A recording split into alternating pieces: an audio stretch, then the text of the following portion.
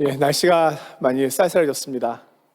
예전 같으면 이런 날씨가 이 계절에는 정상인데 한동안 따뜻해서 하나님께서 가스값을 절약할 수 있도록 또 이 유럽에 은혜를 주셨구나 생각했는데 또 우리에게 또 계절에 여전히 우리에게 신실한 가을 계절이 찾아왔습니다. 교회 쇼파지를 켰는데요. 이 정도 온도에는 켜지지 않나 봅니다. 열심히 기도하면서 우리 따뜻하게 좀 힘을 좀 모았으면 합니다. 우리 하나님의 말씀 이사야서 42장 1절에서 4절입니다. 이사야 42장 1절에서 4절 교독하겠습니다. 제가 먼저 읽겠습니다. 내가 붙드는 나의 종, 내 마음에 기뻐하는 자, 곧 내가 택한 사람을 보라. 내가 나의 영을 그에게 주었은즉 그가 이방에 정의를 베풀리라.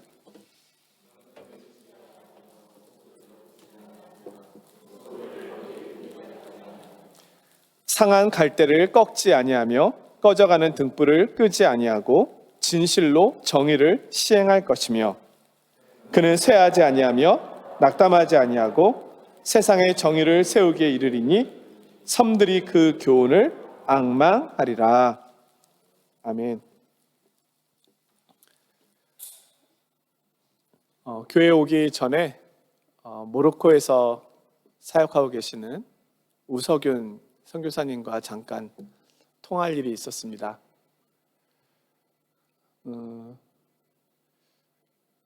그런 이야기를 잠깐 나눴습니다. 얼마 전까지만 해도 모로코에서 자신을 소개할 때 아랍어로 나는 한국 사람입니다 그러면 굉장히 높게 보고 인정해주고, 그런데 지금은 한국 사람이라고 밝히지 않으려고 한답니다. 너무 부끄러운 일이 생겨서. 그래서 우리가 한류라고 하는 이런 문화에 스스로 너무 교만하지 않았나? 너무 자만하지 않았나? 그런 생각도 해봤고요. 이태원 참사를 놓고 어느 목사님이 이야기하는 말씀을 들었는데 어른들이 미안하다 이런 말씀을 하시더라고요. 너무나 많은 청년들이 10대, 20대 청년들이 희생당했기 때문에. 근데 저는 그 말에도 공감하지만 교회가 미안하다. 저는 이런 이야기를 해야 되지 않을까 하는 생각을 해보았습니다. 하나님께서 아브라함을 부르셔서 하시려고 했던 일은 하나님의 공의와 공도, 정의가 살아있는 나라를 만드시는 것, 하나님의 통치, 하나님의 말씀, 하나님의 백성이 그 안에서 살아가는 것, 하나님의 나라가 사실 하나님께서 아브라함을 부르신 목적이었잖아요. 우리가 살아가고 있는 이 삶의 자리에 원칙, 정의, 공의, 그런 것들이 바르게 지켜졌다면 이런 참사는 막을 수 있지 않았을까. 결국 교회가 해야 될 역할들을, 그리스도인들이 해야 될 역할들을 자기 자리에서, 자기가 있는 곳에서 하지 못했던 모습들의 또 하나의 결과들이지 않나라는 생각을 또 해보면서 또 책임감, 그런 부분을 또 한번 느끼게 되었습니다.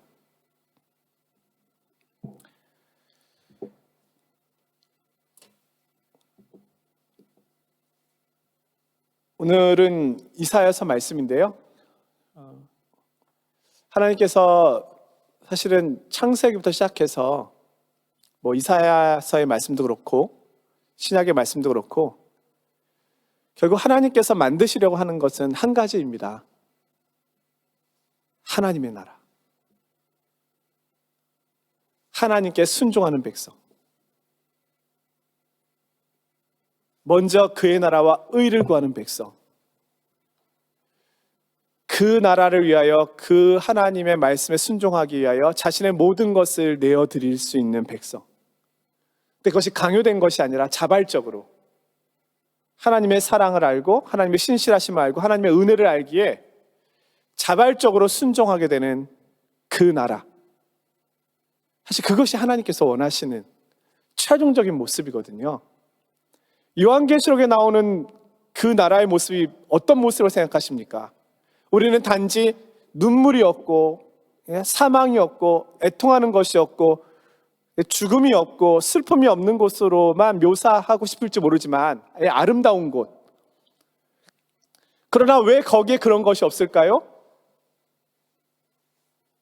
그곳에는 하나님에 대한 사랑, 하나님에 대한 신실하심, 하나님에 대한 순종, 하얀 옷을 입은 자, 그것이 뭡니까? 성도들의 옳은 행실이라. 하나님의 말씀 앞에 철저하게 복종하고 순종하는 그런 자발적인, 스스로 그렇게 하나님 앞에 나아가는 하나님의 백성들의 무리, 우리를 위해 베푸신 그 구원의 영광을 찬양하며 만입이 내게 있어도 하나님을 찬양하기에 부족합니다라고 고백하는 그 하나님 앞에 신실하게 드려지는 자신의 모습, 그 백성들이 있는 곳, 그것이 바로 하나님의 나라잖아요. 근데 그 하나님의 나라가 오늘 우리가 서 있는 그곳에서 지금 시작했다는 겁니다. 오늘 이사야서에서도 하나님께서 이 나라를 만들어 가시기 위한 과정 속에서 하나님의 종에 대한 이야기를 들려주십니다. 하나님께서 이 나라를 만들어 가시는데 어떻게 만들어 가시느냐? 자신에게 순종하는 여호와의 종을 통하여 그 나라를 만들어 가신다. 이사야서를 이해하기 위해서는 이 여호와의 종이라고 하는 이 말에 대한 이해가 필요합니다. 이 여호와의 종에 대한 이해가 없으면 이사야서의 이 하반부라고 할 수 있는 40장에서 66장 이 부분을 이해할 수가 없습니다. 근데 사실 이 내용이 쉽지는 않습니다. 제가 곰곰이 생각해 보니까 불어로 치자면 델프 배앙 정도의 실력은 돼야 한국어로 배앙 정도 한국어 수준이 되면 이해할 수 있습니다. 근데 아두 정도에서는 이해 못합니다. 어려워요. 내용이 조금 어려울 수 있습니다. 근데 여기 계신 분들은 불어로 치면 쎄앙 이상의 수준을 갖고 계신 한국어 실력 갖고 계신 분들이니까 충분히 이해하실 거라 생각이 들고요. 자, 이 여호와의 종이 이사야서에 많이 나오는데요. 특별히 42장, 49장, 50장, 그리고 52장에서 53장에 걸쳐서 나타납니다. 그러니까 5장에 걸쳐서 나타나는 거죠. 근데 이 여호와의 종에 대한 이 이야기를 여호와의 종의 노래 이렇게 붙입니다. 우리가 가장 잘 알고 있는 내용은 이사야서 53장입니다. 그가 찔림은 우리의 허물 때문이요 그가 상함은 우리의 죄악 때문이라. 이게 여호와의 종의 노래의 하이라이트라고 할 수 있습니다. 어찌 보면 앞에서 나와 있는 여호와의 종에 대한 이야기들은 이사야서 53장에서 최종적으로 완성된다, 성취된다 이렇게 볼 수 있겠죠. 근데 이 내용이 왜 어렵냐면 여호와의 종에 대한 언급이 나오는데 도대체 여호와의 종이 누구일까라고 하는 부분 때문에 어렵습니다. 우리는 이미 성취된 그리스도 안에서 성취된 여호와의 종에 대한 이해를 갖고 있기 때문에 이 말씀이 어렵지 않을 수도 있습니다. 그런데 당시의 이스라엘 백성들에게는 이 말씀이 쉽지 않은 말씀이었고, 그리고 실제로 우리가 이 말씀을 연구함에 있어서도 어려운 부분이 있는 것도 현재도 사실입니다. 그래서 신학자들도 이 여호와의 종의 노래를 명쾌하게 다 풀어내지 못하고 있습니다. 앞으로 계속적인 연구가 필요한 부분이 이 부분입니다. 논문이 계속 나올 수 있는 내용들이라는 거예요. 그 정도로 깊이가 있고 어려움이 있다. 그럼 왜 어려울까? 그것은 여호와의 종에 대한 이야기에서 이 여호와의 종이 누구일까에 대한 부분이 여전히 의문으로 남는 부분이 있다는 거예요. 자, 예수 그리스도라고 하면은 우리에게 있어서는 많은 부분이 해결됐습니다. 그럼 당시에 이 말씀을 듣고 있는 포로기들, 이스라엘의 포로들은 지금 이사야서의 이 예언의 말씀을 듣고 있는 그 회중들은, 청중들은 이 여호와의 종의 노래를 누구의 이야기로 들었을까? 그냥 멀리 먼 세월이 흘러서 하나님의 약속이 성취될 종으로 그렇게만 이해를 했을까? 당시에 이 여호와의 종이라고 하는 이 말이 그들에게는 어떻게 이해되었을까?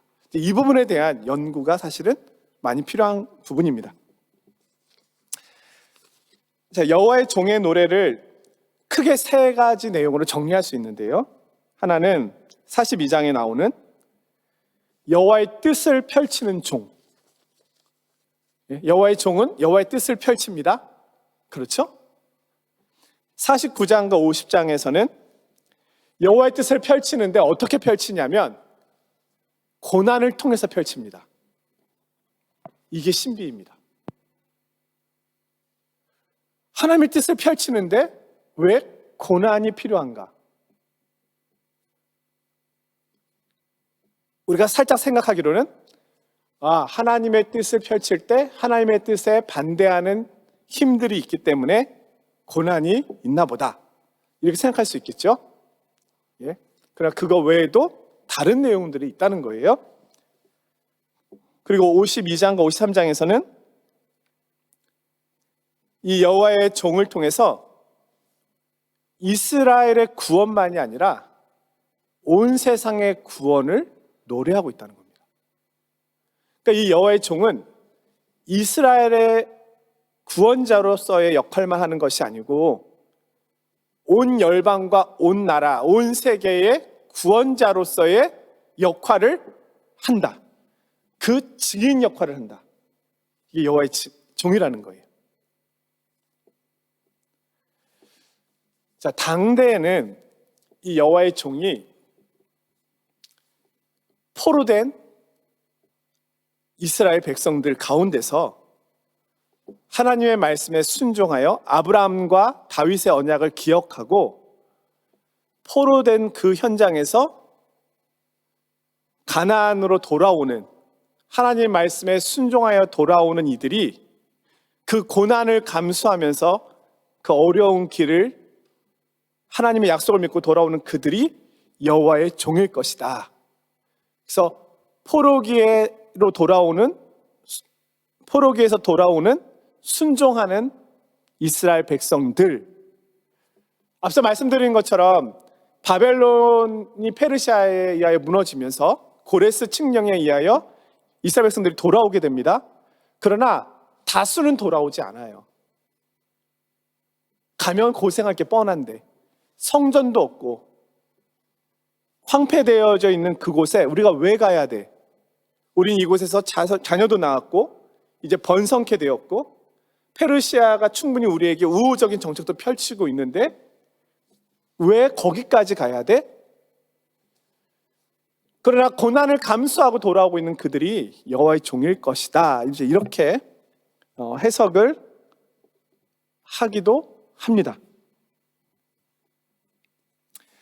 자, 이 내용들을 토대로 해서 한번 잠깐 여호와의 종에 대한 고민을 해볼게요. 자, 41장은 우리가 앞서 보았는데요. 하나님께서 이스라엘을 부르실 때 이렇게 부르셔요.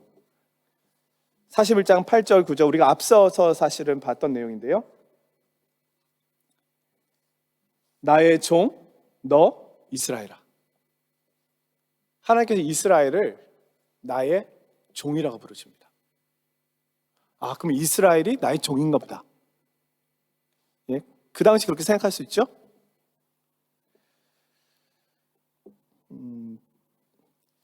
이스라엘이 비록 바벨론의 포로로 끌려갔지만 이스라엘은 변함없이 하나님의 종이었고 하나님이 택한 백성이었습니다. 하나님의 언약은 깨지지 않았습니다. 이스라엘은 깼지만 하나님 편에서는 이 언약을 붙잡고 계신 거예요. 자, 42장 지난주에 본 말씀이죠. 오늘 읽은 본문이기도 하고요. 1절에 보면은 내가 붙드는 나의 종, 내 마음에 기뻐하는 자, 곧 내가 택한 사람을 보라. 자, 여기에 나오는 이 종은 하나님의 마음에 기뻐하는 자래요.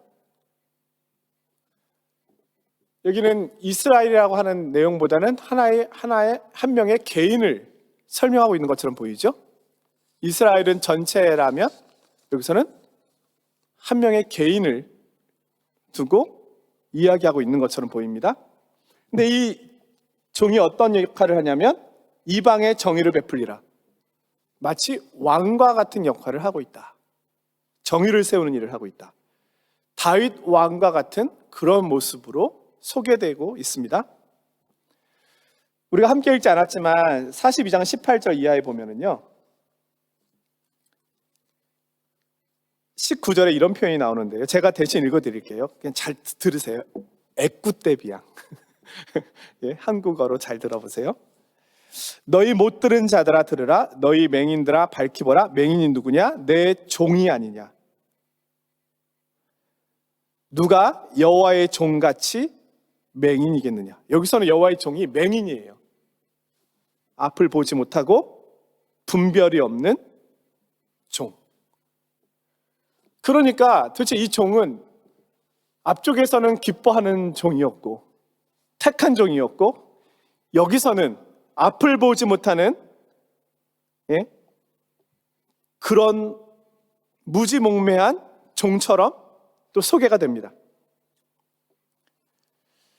자, 43장에 가면은요, 이제는 이 여호와의 종의 역할 중에 증인의 역할이 나타났는데요. 43장 8절에서 10절인데 제가 읽어드릴게요. 끝에 보면 읽어드릴게요. 나 여호와가 말하노라. 너희는 나의 증인, 나의 종으로 택함을 입었나니. 자, 이제 이 종은 증인의 역할을 할 자로 하나님의 부름을 받았다, 이렇게 소개되고 있습니다. 그러니까 이 여호와의 종에 대한 개념이 여러 가지로 섞여 있다 보니까 이 종에 대한 해석이 어려운 거예요. 그래서 유대 학자들도 이사야서의 이 내용들이 명쾌하게 해석되지 않는 거예요. 그러니 오늘 우리도 헷갈릴 수밖에 없겠죠. 그래서 이 내용들을 완전하게 하나의 그 구조로 이거다라고 얘기하기에는 어려움이 있습니다. 그래서 앞에서 나온 이 맹인과 같은 여호와의 종, 이런 부분들은 우리가 알기 어려운 내용들이잖아요. 그래서 학자들이 어떻게 정리를 하냐면, 이 여호와의 종은 현실에 있는 종이 아니라 하나님께서 꿈꾸고 계시는 이상적인 종이다. 그러니까 맹인과 같은 종은 현실의 종이에요. 그러나 그 앞서 얘기한 나의 기뻐하는 종이라든지 나의 증인의 역할을 한 종은 하나님께서 마음에 이 종에 대하여 품고 계시는 이상적인 모습의 종의 모습일 것이다. 이렇게 보는 겁니다. 그러니까 현실과 이상이 다른 거죠. 그래서 하나님께서는 이 현실의 종을 이상의 종으로 삼으시려고 하시는 거죠.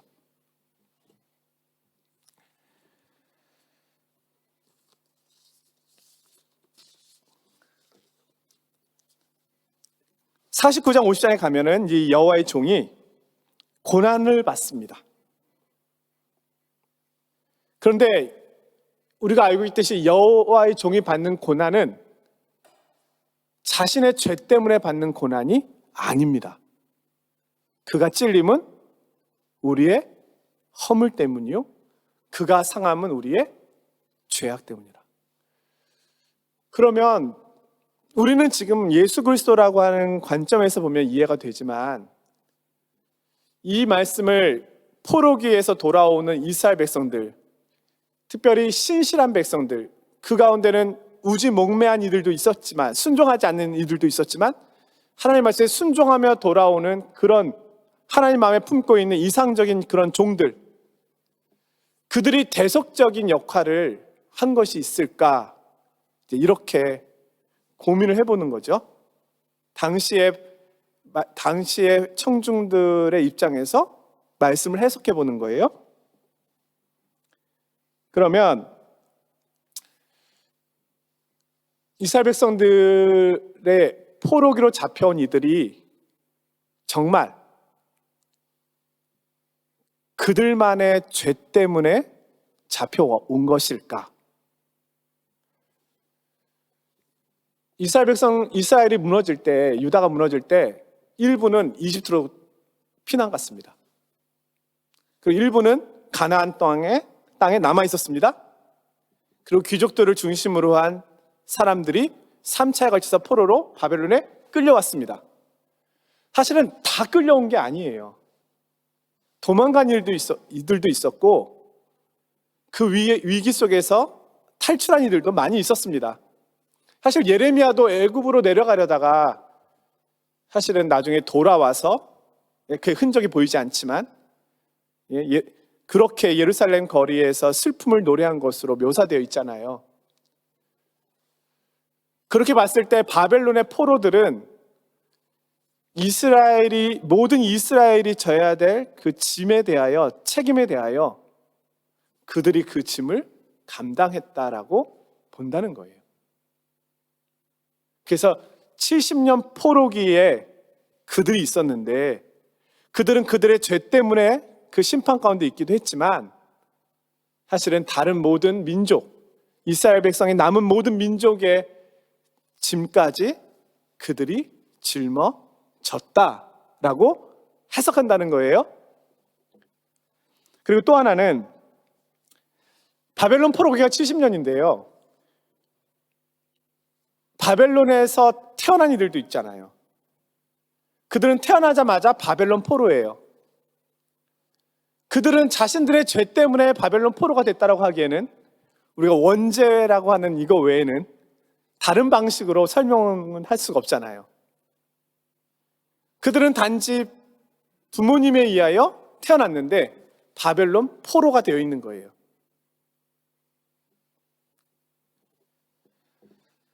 그러면 그들은 그들의 죄 때문에 받은 것이 아니라면 누구의 죄 때문이겠는가? 결국 선조들의 죄의 영향 아래서 그들이 그 짐을 졌다, 이제 이렇게 설명할 수도 있다는 거죠. 그리고 또 하나는 우리가 바벨론에서 있었던 일들 중에 기억할 수 있는 것은 다니엘과 세 친구 이야기입니다. 이들은 신실한 믿음의 청년들이었잖아요. 근데 이들이 고난당하잖아요. 사자굴에 던져지고 풀무불에 던져지고. 근데 이들이 왜 고난당합니까? 그들의 죄 때문에 당한 고난이 아니었죠. 도리어 우상 숭배를 멀리하고 하나님의 말씀을 지키려고 하다가 고난을 당하잖아요. 그럼 그들이 당한 고난은 결국 자신들의 죄 때문에 당한 고난이 아니고 의로움을 위하여 살려다가 당한 고난이죠. 그러하기에 이들이 당한 고난은 대속적인 고난이다, 이렇게 볼 수 있다는 거예요. 이 말씀을 해석하려고 한다면. 완전히 명쾌하진 않지만 당시의 청중들이 해석할 때 왜 그들이 우리의 죄를 대신 졌지? 대신 졌다는 의미가 무엇이지? 라고 해석할 때 이러한 관점에서 해석할 수 있다는 겁니다. 그러나 우리가 지금 듣는 것처럼 이 해석이 그렇게 완전하거나 명쾌하게만은 다가오지만은 않습니다. 도리어 이 해석이 완전해지는 것은 예수 그리스도 안에서 완전해진다는 거죠.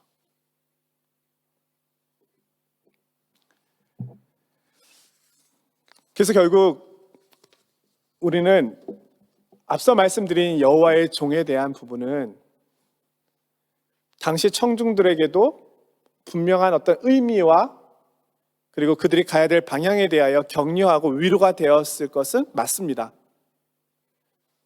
우리가 이 길을 포로기에서 해방되어서 그 먼 가나안까지, 황폐한 그곳까지 가야 하는 이유는 우리가 이 대속적인 짐을 지고 민족의 아픔을 지고 하나님의 언약을 기억하면서 신실한 하나님의 백성으로 하나님의 기뻐하는 자가 되기 위하여 순종함으로 그 약속을 믿고 나아간다.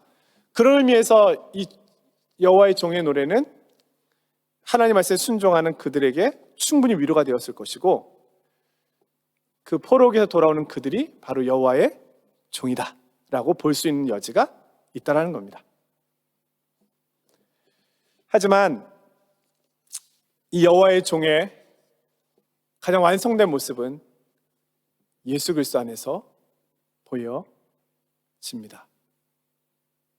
하나님은 이 역사적인 사건을 통해서 최종적으로는 완전한 그림, 그리스도 안에서 완성되는 그 그림을 보여주시려고 하신다. 이 말씀의 완전한 성취는 예수 그리스도 안에서 이루어진다. 반대로 예수 그리스도를 빼면 이 말씀은 여전히 희미하다는 겁니다. 구약의 이 말씀들이 이사야서뿐만이 아니라 모든 말씀들이 그리스도 안에서 완전해진다, 완성된다, 성취된다.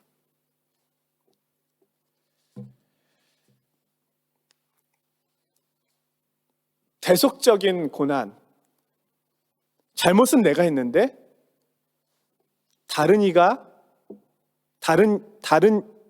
사람이 나의 잘못을 대신 지고 간다. 이것은 구약에서 이미 부분적으로 나타나 있었던 내용들입니다. 앞서 지난번에 말씀드렸던 고엘이라고 하는 말씀이 그것입니다. 형제가 빚을 졌잖아요. 내가 진 빚이 아니에요. 이게 고엘이잖아요. 이게 대속이잖아요. 이 대속이 그리스도 안에서 우리 가운데 완전하게 나타난다.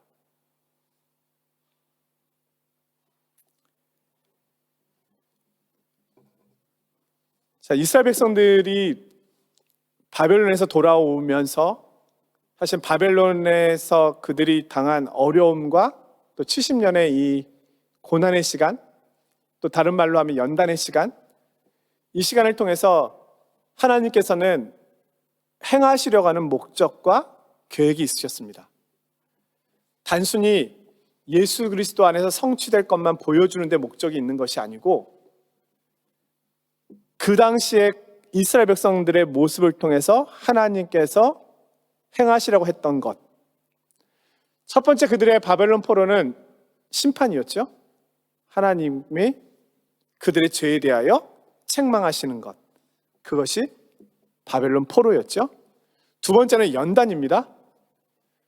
이스라엘 백성들이 바벨론에 있는 동안에 고난 속에 있었지만 다니엘과 세 친구처럼 그렇게 하나님 말씀에 순종하는 이들의 모습을 통해서 하나님의 살아계심을 볼 수 있었고, 그리고 그 가운데서 자신들이 더욱더 우상들을 내버리고 신실한 하나님으로 하나님 앞에 설 수 있는 연단의 시간들이 되었습니다. 그리고 세 번째로는요, 바벨론에 있었던 이 시간은 온 세상의 모든 민족에게 하나님만이 이 세상에 참된 주권자요 주인 되심을 증거하는 시간이었습니다. 느부갓네살 왕을 비롯해서 수많은 왕들의 꿈을 해석해주고 저 다니엘이, 그리고 그 일을 통해서 이 세상의 주권자는 바벨론 제국의 왕이 아니라 하나님이십니다를 증거했잖아요. 그래서 다니엘이 높아지잖아요. 그 위치가 하나님께서 그를 높이신 거죠.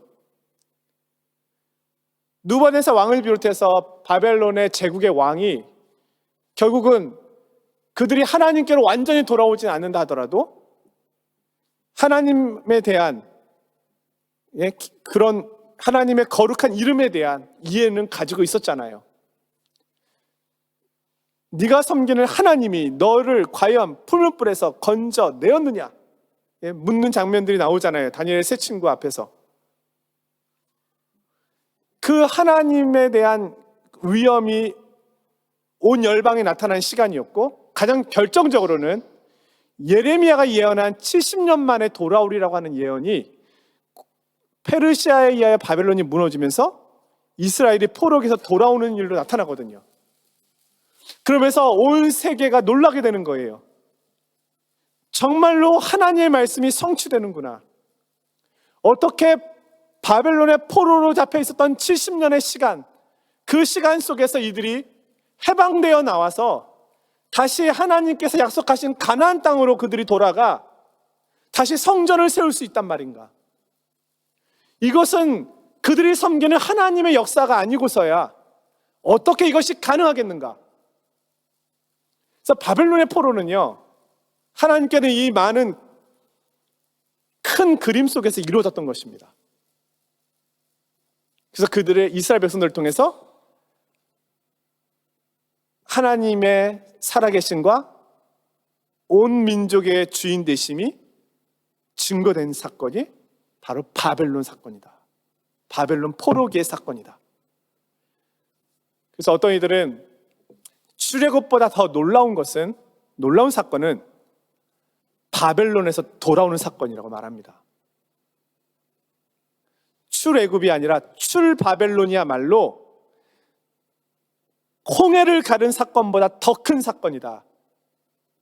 왜냐하면 출바벨론 사건은 온 민족과 온 세상이 더 분명하게 하나님의 주권을 볼 수 있었던 시간이기 때문이다.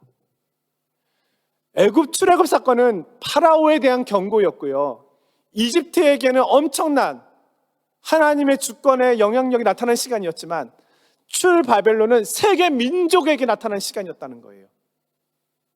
하나님의 구원의 역사가. 근데 이런 상징적이고 실제적인 이 사건이 예수 그리스도에게 와서는 가장 명확해진다는 겁니다. 오늘 우리에게 적용해 보는 거죠.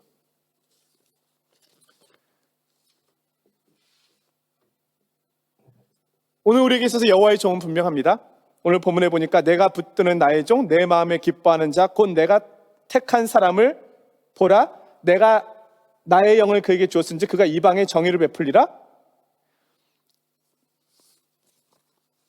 누가 읽어보아도 예수 그리스도를 말씀하고 있는 것인 줄 우리는 알 수 있습니다. 예수님께서 세례를 받고 올라오실 때 이는 내 사랑하는 아들이요 내 기뻐하는 자라. 오늘 본문에 나오는 내 마음에 기뻐하는 자라.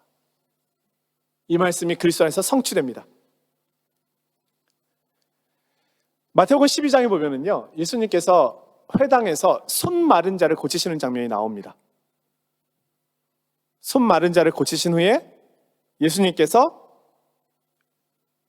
이사야서 말씀을 읽으시는데요, 오늘 이 본문을 읽으십니다.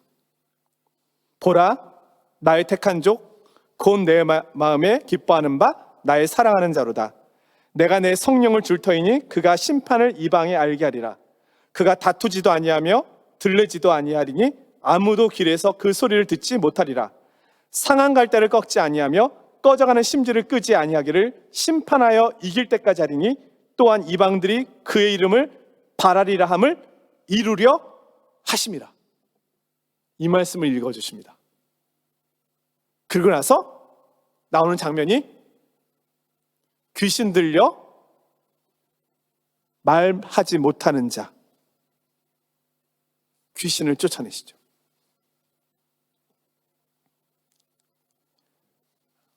그것은 어떤 사건입니까? 귀신의 감옥에 갇혀 있는 자, 그에게 자유를 허락하시는 분. 우리가 함께 읽지 않았지만 오늘 42장의 6절에 보면은 하반절에 7절에 보면 이런 말씀이 나옵니다. 내가 눈먼 자들의 눈을 밝히며 갇힌 자를 감옥에서 이끌어내며 흑암에 앉은 자를 감방에서 나오게 하리라. 여호와의 종의 사역이 예수 그리스도 안에서 완전히 성취되었음을 증거하고 계십니다. 그러면 오늘 우리가 여호와의 종이신 예수 그리스도께서 결국은 모든 갇힌 자를 죄에서 해방시켜 주심으로 바벨론의 권세, 파라오의 권세에서 이스라엘이 해방되었던 것처럼 오늘 우리가 죄의 권세에서 그리스도를 통하여 해방되었잖아요. 이 해방됨이 개인적인 것으로만 끝나는 것이 아니라 온 나라와 온 열방과 온 세계에 증거되어 하나님의 구원의 역사와 하나님의 이름이 높임을 받게 하는 것이 여호와의 종의 최종적인 사역의 목적이었습니다. 결국 이 일에 오늘 우리가 증인으로 초대된 것이죠. 그리스도께서 오신 지 이미 약 2000년의 시간이 되어가지만 아직 온 열방과 온 나라, 온 백성이 이 소식을 들으면서도 이 소식 앞에서 하나님 앞에 무릎을 꿇거나 온전히 경배하고 있지 못합니다. 그것이 우리의 현실이죠. 그러나 아직도 여전히 지금도 하나님의 성령께서는 일하시고 계셔서 수많은 교회들이 탄생하고 있고요. 수많은 믿음의 구원의 역사가 우리 주변에서 우리 삶의 자리에서 선교지에서 나타나고 있습니다. 그들을 통하여 포로된 자가 자유케 됨이 선포되고요. 갇힌 자가 노임이 됨이 선포되고요. 여호와의 종이 모든 인류를 위하여 행하신 이 구원의 역사가 증거되므로 그들이 하나님께로 돌아오는 구원의 현장, 그 모습이 나타나고 있습니다. 이 모습은 주님이 오실 때까지 계속되겠지만 결국 이 일을 위하여 오늘 우리가 부름을 받은 것 또한 사실입니다. 좁은 의미에서는 예수 그리스도가 여호와의 종이로서의 그 역할을 하셨지만 이 말씀을 우리에게 조심스럽게 정해 본다면 오늘 우리가 여호와의 종을 따라가는 여호와의 종의 제자, 그렇게 순종하는 자가 되어야 합니다. 다니엘과 세 친구가 고난을 받았는데 그들이 받은 고난은 그들의 죄 때문이 아니었습니다. 도리어 하나님을 의롭고 바르게 섬기다가 당한 고난이었습니다.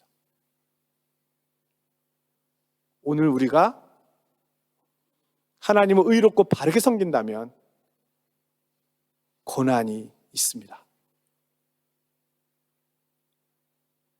그 고난은 예수님께서 대속의 짐을 지신 것처럼 우리도 어쩌면 형제의 죄를 다른 이의 죄의 짐을 지고 가는 고난이 될 수도 있습니다. 오늘 우리가 두려워해야 할 것은 고난이 아닙니다. 왜 고난을 받느냐입니다. 무엇 때문에 내가 고난을 받고 있느냐입니다.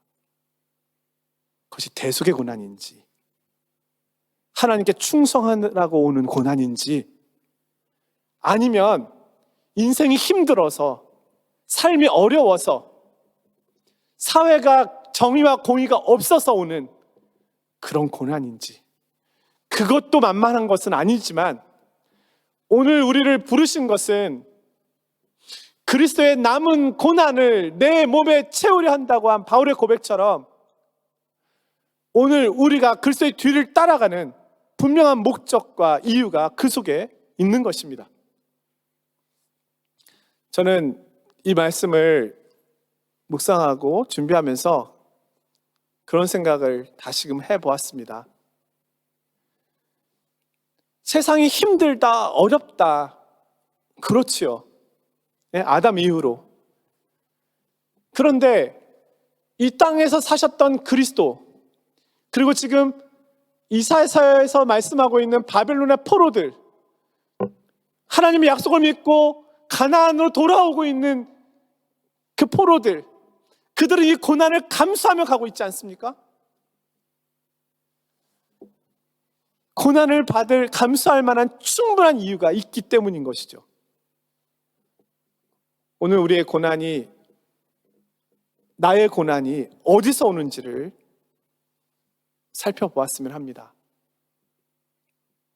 나는 대속적 고난을 감당하고 있는 것인지, 하나님의 말씀에 순종하기 위한 몸부림 속에서 오는 고난을 감당하고 있는 것인지, 아니면 세상적으로 살기 위한, 여전히 그 자리에서 머물기 위하여 찾아오는 유혹과 미혹 앞에서 당하는 그런 시험 속에 머물러 있는 것인지, 오늘 여호와의 종은 그런 차원으로 머물러 있지 않습니다.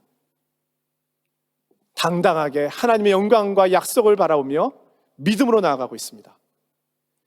이 시대에 정말로 필요한 것은 시험과 유혹 속에 앉아있는 성도들이 아니라 대속적인 고난, 하나님의 영광을 이루기 위한 그 고난의 현장으로 가고 있는 그 믿음의 성도들이 이 시대에 가장 필요하고 하나님께서 요청하는 그런 사람들이지 않은가. 저는 우리 파리 장로교회가, 또 저와 우리 믿음의 성도님들이 그렇게 여호와의 종을 따라가는 그런 성도님들이 되시길, 그렇게 하나님께서 기뻐하시는 자로 불리어지는 하나님의 일꾼들이 되시길 주님의 이름으로 축원드립니다.